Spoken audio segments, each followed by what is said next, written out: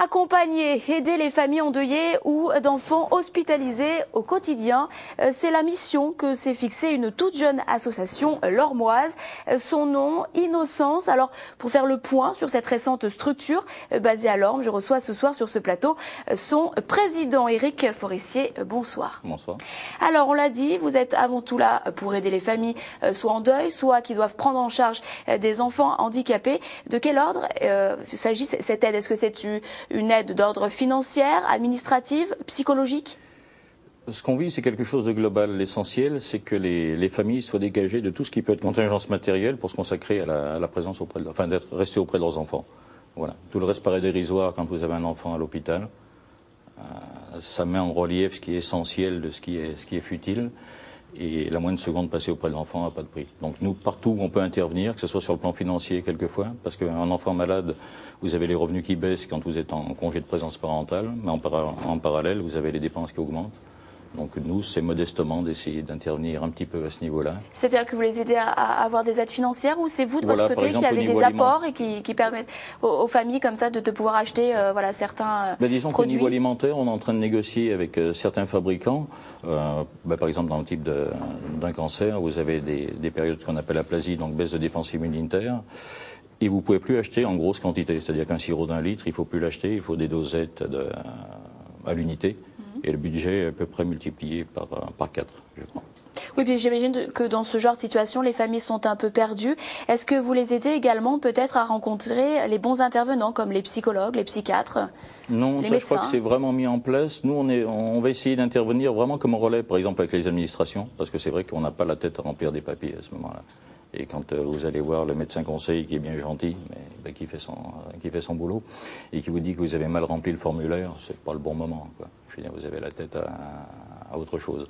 Donc voilà, nous, c'est essayer d'intervenir, surtout pour mettre en valeur toute l'importance des rapports humains. Le gros cheval de bataille, c'est aller contre l'idée de rentabilité. C'est ça, parce que finalement, pour vous, ce qui est important, c'est ce rapport humain. Et lorsque l'on lit des informations sur votre association, il y a cette idée de toujours s'opposer à l'idée de rentabilité. C'est quelque chose qui, pour vous, est inacceptable. Et vous le ressentez dans ce milieu-là? Ah oui, disons que nous, on est bien conscients, parce qu'on n'est pas utopiste. Hein. Les choses ont un coût, mais la vie n'a pas de prix. Donc il y a des choses qui ont une valeur, il y a des choses qui ont un prix. La vie d'un enfant, on ne peut pas spéculer sur la santé. Et est-ce que c'est en réaction justement à cette idée de rentabilité qui était très, très présente, très marquée, que vous avez décidé de créer cette association? Ou alors peut-être que vous-même, vous avez été confronté peut-être à un deuil ou à un enfant hospitalisé et vous vous êtes rendu compte qu'il y avait un vide à ce niveau-là, que c'était important de créer cette association? À plusieurs niveaux. C'est vrai que personnellement, oui, j'ai été confronté à la maladie et au décès de mon fils. Donc ça, c'est pas l'anecdote que je cite peu, parce que c'est pas l'essentiel. Mais on se rend compte que même dans le deuil, on est dans une société où on ne laisse pas faire le travail de deuil. C'est-à-dire que vous avez, par exemple, un certain nombre de jours de carence autorisés dans une entreprise, et après, il faudrait reprendre une vie comme avant. C'est plus jamais une vie comme avant. C'est plus possible. Donc concrètement, c'est cette prise en charge de ces familles qui sont confrontées à ce type de souffrance. Il n'y en a pas, quoi. Ou alors elle est mal exploitée, mal développée. Peut-être mal apportée. Nous, on a le soin inverse, c'est-à-dire d'aller au-devant. Parce que là, on peut trouver des renseignements, on peut trouver de l'aide, mais il faut faire la démarche d'aller la chercher. Et quand on perd un enfant, on n'a pas la tête à grand-chose. Je veux dire, déjà, chaque seconde, ça paraît très, très douloureux à vivre. Et donc là, vous êtes là effectivement pour les accompagner. Nous, voilà, modestement, c'est quelque chose qu'on a mis en place que j'ai pas trouvé quand moi j'ai été confronté à cette situation-là. C'est par le biais de notre site, c'est mettre un chat. Donc, exactement, voilà, je voulais y venir puisque vous avez quand même une association assez récente, tout juste 10 mois, oui. Mais vous avez déjà prévu pas mal d'actions et notamment la création de ce chat sur votre site internet. En quoi va-t-il consister? Disons que quand vous êtes dans une détresse permanente, il ne peut pas y avoir de délai. Vous voyez, vous avez beaucoup de forums qui existent pour les parents endeuillés, donc vous posez une question, vous avez une réponse 48 heures après. 48 heures, c'est énorme.